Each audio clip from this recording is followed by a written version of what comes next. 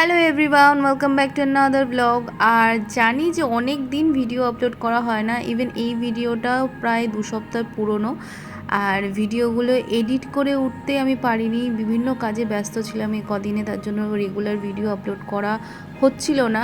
But এখন থেকে যতটা পারবো ভিডিও আপলোড করার চেষ্টা করব। জানি প্রত্যেকবারই বলি, বাট আমি চেষ্টা করি প্রত্যেকবারই, বাট হয়ে ওঠে না।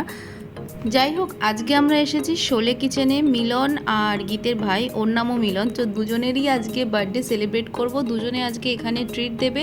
এক এক করে সবাই চলে এসেছে, আমরা একটু আগেই চলে এসেছিলাম, তারপর আর বাদবাকি যে বন্ধুরা আছে তারা সবাই আস্তে আস্তে আসা শুরু করেছে।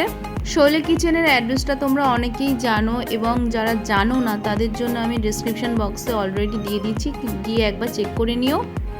বাড়ির এত কাছে থাকা সত্ত্বেও কিন্তু আমি একবারও এই শোলে কিচেনে আসিনি। আমার বন্ধুরা অনেকে এসেছে, গীত এই নিয়ে 3বার আসলো। সো ও আমাদের রেকমেন্ড করলো যে এইখানে খাবার দাবার খুবই ভালো, তো এখানেই আমরা সবাই আজকে ভাবলাম যে এখানেই সেলিব্রেট করব। তাই এখানে দুটো কেক আনা হয়েছে, দেখতে পাচ্ছ, একটা চকলেট আর একটা ম্যাঙ্গো ফ্লেভারে, দুজনের জন্য। দুজনেই যেহেতু ছেলে ছিল, সুতরাং কেক বা ডেকোরেশনে আলাদা করে মাথা ব্যথা করতে হয়নি। রিমা, ঋত্বিক আর নবরণ তিনজনেই গেছিলো কেকটা আনতে মিয়ামোর থেকে, আর বেশ ভালোই নিয়ে এসেছে। দুটো কেকই খেতে কিন্তু ভালো। এইবার আর কি কেক কাটার আগে একটু ফটো সেশন, ভিডিওগ্রাফি, যেগুলো আমরা করে থাকি ব্লগের জন্য, তারপর নর্মাল ছবি তোলা, তো সেগুলোই করছিলাম। আর ওরা একটু ধৈর্য হারিয়ে ফেলছিল যে কেকটা কাট তাড়াতাড়ি, তারপরে খাবার অর্ডার দিয়ে আর কি। যাই হোক, বলতে বলতে এবার সেলিব্রেশন শুরু হয়ে গেছে এখানে।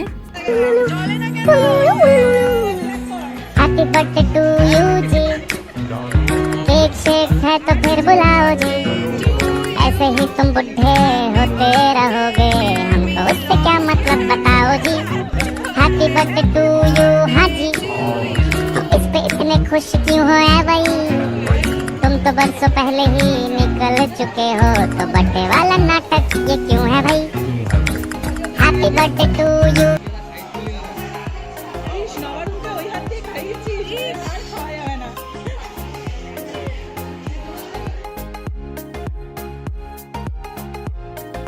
আর এই দুই ওয়ার্ল্ড ফেমাস শেফ, যাদের দায়িত্ব ছিল যে কেকগুলো সমান পরিমাণে কেটে সম পরিমাণে সবার মধ্যে সমানভাবে বিতরণ করা। বা খুব সুন্দরভাবে বললাম কথাটা। কেক ঠেক খেয়ে এবার সবাই ডিনারের জন্য ওয়েট করছিলাম। ডিনারে কী কী অর্ডার দিচ্ছি সেটা তোমরা দেখতেই পাবে। এখানে গীতশ্রী আর নবারুণ ওরা একটু বেশি ভালোভাবে ডিসকাস করছিল, তার সাথে রিমা ছিল, মিলন ছিল, ওরা সবাই ডিসকাস করছিল কোনটা নেবে। আমি বাড়ি থেকে প্ল্যান করে এসেছিলাম যে কোনো চাইনিজ আইটেম নেব, নুডলস টাইপের কিছু একটা নেব, কিন্তু এখানে সবাই দেখি একটু অন্যরকম খাবার নিচ্ছে। আর বললো যে শোলে কিচেনে যখন এসেছি একটু মানে ভালো কিছু লাইক ফ্রাইড রাইস, তারপর পোলাও, মাটন, এইসব নিলেই নাকি ভালো হবে।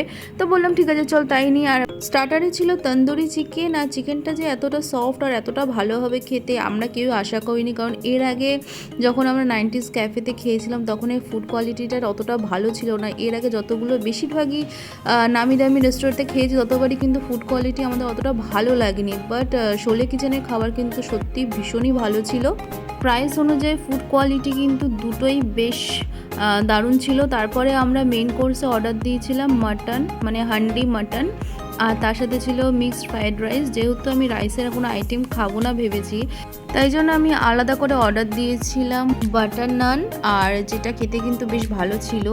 আর দুটোই খেতে ভালো ছিল। প্রথমে ওরা বলে যে রাইসটাও ট্রাই করে দেখ, তো রাইসটা ট্রাই করে দেখলাম। আর মাটনটা দেখতে পাচ্ছি এখানে কতটা সফট আর কতটা সুন্দরভাবে কুকড হয়েছে। আমরা এখানে ফার্স্টেই বলে দিয়েছিলাম যে মাটনটা যাতে একটু স্পাইসি বানাই, কারণ আগের বার মাটনটা বড্ড মিষ্টি মিষ্টি ছিল, তারপরে পোলাওটা মিষ্টি মিষ্টি ছিল, আগের ভিডিওটা দেখলে তোমরা জানবে।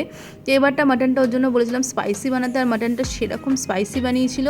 ব্যাস খাবার দাবারের পার্ট শেষ, এবার বেরিয়ে গেছি বাইরে। আর আজকের খাবারটা বেশ ভালো হয়েছে, পেট পুরো আইঢাই করছে। আর দুই মিলনকে অনেক থ্যাংক ইউ, এইভাবেই তোরা ট্রিট দিতে থাক প্রত্যেক বছর, আর কি বলবো। যাই হোক, আজকের ভিডিওটা এখানেই শেষ করছি। আশা করি তোমাদের ভিডিওটা ভালো লাগবে। ভালো লাগলে অবশ্যই লাইক, কমেন্ট, শেয়ার অ্যান্ড অবশ্যই সাবস্ক্রাইব করবে। চলো টাটা, বাই, দেখা হচ্ছে পরের ভিডিওতে, বাই।